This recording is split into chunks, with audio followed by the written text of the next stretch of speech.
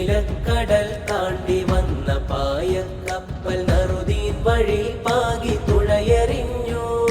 നേരിൻ സുഭാഷിതം നാടറിഞ്ഞു. നൂറിന്റെ ചരിതം ഇതാ പിറന്നു. നൂറായി സമസ്ത ഹുദ പടർന്നു. കലിമത്തിൻ പൈതൃ